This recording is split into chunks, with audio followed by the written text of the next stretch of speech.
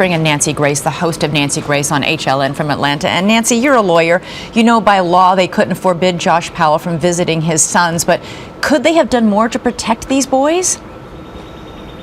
Well, you know, it's so easy to be a Monday morning quarterback, woulda, coulda, shoulda. But this is what disturbs me. All along, Josh Powell had been doing what the courts had asked him to do in order to see his sons. It's only when the sons get to an age where they begin verbalizing what happened the night Mommy went missing that he takes this action. When I got the news last night, I was literally sick. As you know, I have 2 children as well. And what disturbs me is the sons were starting to say, according to our reports, Mommy was in the trunk. We went camping. Then Mommy disappeared. The moment those words were verbalized, in my mind, an arrest for murder 1 could have been effected, and Josh Powell would have been behind bars.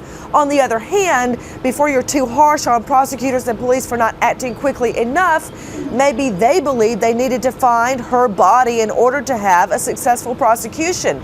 You only get 1 bite of the apple at prosecution, and under double jeopardy, if they didn't convict him then, he would have walked free. Do you think, what does this do to the case investigating the disappearance of Susan Powell up in Utah? Well, I think the case is now, practically speaking, closed. He was always the prime suspect, the only person of interest, and long story short, what disturbs me on another level is that visitation, fine, I'm all for visitation with the father, but when there's ever domestic abuse, typically visitation will occur at a neutral place where the daddy couldn't rig an explosion like this, say at a McDonald's or a Burger King. They said here that only happens if there's domestic abuse. If killing your wife is not domestic abuse, I don't know what is. By all accounts, the custody battle between Josh Powell and his parents-in-law had gotten so tense and so bitter that at one point a judge ordered Josh Powell and his father-in-law to stay 500 feet apart. Josh Powell accused Susan Powell's parents of turning the boys against him. Do you think there's any validity to that?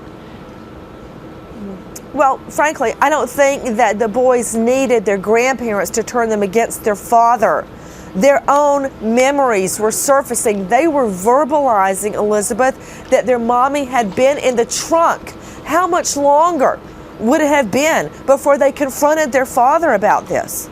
All right, Nancy Grace, on a terribly tragic end to a very, very puzzling case. Thanks so much for being with us this morning.